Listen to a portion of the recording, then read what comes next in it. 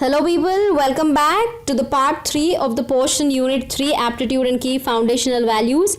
These are other leftover portions of the foundational values for civil services, which I'll be dealing here in this session through neutrality, anonymity, tolerance, compassion and dedication towards the weaker sections of the society. So let's take it one by one. Firstly, neutrality. Neutrality is nothing but neutral emotion. You have to be neutral to whom? Political ambitions. You have to serve all the regimes, no matter if the Congress government is coming or the BJD or RJD, any kind of a government, whichever state you will be working under, you have to have a neutral opinion. It is not good, if I don't say it is bad to have a political thought. You can always have a political thought. Even I have an alignment towards a party, you have an alignment, your parents have, everybody has. But when you are at the duty position and the position of an administrative level, you ought not to do any kind of a political alignment of your duty. So that is what neutrality is all saying, that you have to have a political sterilization which can allow you to serve in any of the ruling party. So that dedication in the work as well as against the personal interest is what is important in this civil services. That is why it forms a foundational value. There are two types of neutrality. One is passive, that we shall work without any considering the implications. Like even if the principles are violated, no matter what, you are not least bothered about it. So neutrality is one form of neutrality. You are passive in it. You are not following the rule of the land, but yet you are neutral because you don't have any say about any of the principles laid in the constitution. Whereas the active neutrality is nothing but you should follow the orders, but you will not violate any kinds of the constitutionally laid laws and regulations. Like for example, this neutrality is an important phenomenon right now in growing socio-political attitudes in the civil servants. Like they are taking this profession as a careerism is going, and that is why they're aligning to the ruling party. Post-retirement benefits is what is important, and during your office term also you want the transfer systems are very common, and the intercadre is a very important thing. You want to be deputed into your own state, then you should have some political linkage, and that is why many of the officers also are brought back into their home states on this pretext by the political parties. So they are only brought back by the political parties because after getting these people on deputation to their respective states, they are obviously expected to do in alignment to the political ideology. That is where the conflict or the key foundational value of the services is being impacted. And there is a neutral services is no response toward the social schemes, and this affects the planning and implementation also, because you're lacking that neutrality itself.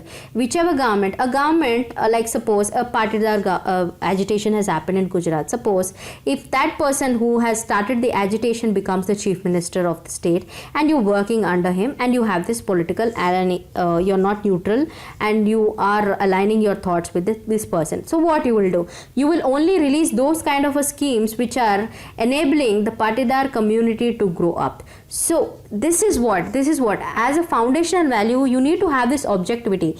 Based on the merit of the case, you have to be implementing the schemes, not because you have a political alignment.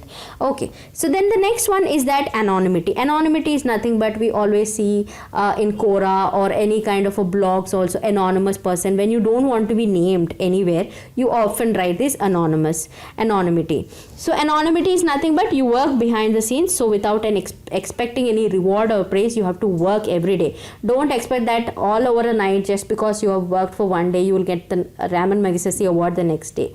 You have seen people working so hard for years together. That is why people like Aruna Roy, who has been instrumental in bringing up NREGA, then RTI and many other legislations, Food Security Act in fact. So her efforts for the 20 or 30 plus years have made her win the praises or the rewards. That is where anonymity comes from. You have to work from behind, because that is the important thing of a team leader.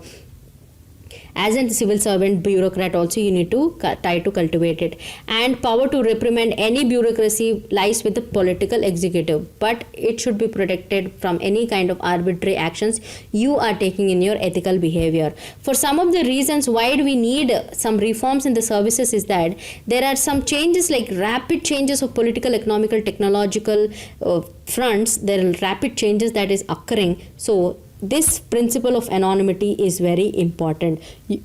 you shouldn't get into in congruence with any political thought. And then globalization is also not only in the market but also in the kind of quality of governance structures they are providing. See, we have great government services going on in some of the African countries also. The changes taking place there are also impacting or pressurizing, in fact, our governance structures to take the reforms. And then the private sector role and the civil society role has been increasing, calling for some involvement of some partners that can ensure the development processes by the civil servants. Then for some of the following suggestions can be incorporated into the civil services for a better governance. So the first one is code of ethics. Code of ethics is nothing but statutory code of ethics, where it has some laid out rules and regulations as how rules and regulations are not for the right of conduct of behavior, which we already have it in the services through the code of conduct rules 1964, but we need a code of conduct for an ethical behavior. Ethical behavior is like emphasizing, making it compulsory that you have to empathize with the people, you have to be compassionate. These key foundational values have to be emphasized with a kind of a mandatory system. Then the political system should also have these conduct rules, because civil servant shouldn't be harassed, just like the case of D.K. Ravi in Karnataka happened. He was harassed before he has taken his life because of a sand mafia case, right? So what is ethically right and morally right for even the political class to understand? We have to bring out a conduct rules for them. Then a training and an awareness sessions while emphasizing on development of the skills for the ethical analysis rather than testing through a rigorous examination. This is one of the point reforms. I would say this would just go against your belief system that rather than going through a rigorous written exam, we should try to judge them on the passion to the nation, which is not possible, which is a very extreme way of writing. But these kind of innovations have to be brought up so that person who is even checking the copy will feel good that you have taken a different stand altogether. It might even backfire people, but this is a kind of an innovation, I must say, through these this value of having anonymity. Okay, this is the anonymity complete principle or foundational value for civil services. So next comes the tolerance level. Tolerance is nothing but you have to have tolerance for all the religious customs, belief systems of everyone. As an officer, you have to be fair, objective, permissive attitude where practices of religion, race and nationality should not differ from your own thing. And there are two common denominators of tolerance. What are the denominators of tolerance? Like, what are the basic tenets of tolerance? Is one, you have to respect and have a very fair attitude. Fair in the sense being objective, rational. You don't have this discrimination towards others. And next one, you have to have the respect for their beliefs and opinions also. Although they are differing from us, but still you have to have the respect for them. And tolerance and a civil servant can be ensured because the person's right is there to express what he opinions for or opinions or the beliefs whatever he has. They have a right to actually say, and you as a civil servant, you have to have this tolerance quality to listen to them compassionately. Only then you can do something for them. You can bring out these legislations or the conflict is resolved based on the tolerance level of a civil servant. Then the democratic governance, tolerance is a very important value because that is where the differentiation between totalitarian regimes and the democratic governance is differentiated. Okay. Then comes the compassion. So we have seen the neutrality, then we have seen the anonymity, tolerance, and then comes the compassion level. Compassion, which we have already seen, it is like it's one form of sympathy. You have a feeling of empathy that is motivating for helping the people in needy by a civil servant. So you can resolve an issue, find the solution, or listen to the complaints or queries. When will you be interested in listening to the other people? When you actually care for them. Let's suppose in the private or at a personal level, our relationships also with our friends or family members. Why do you care for people?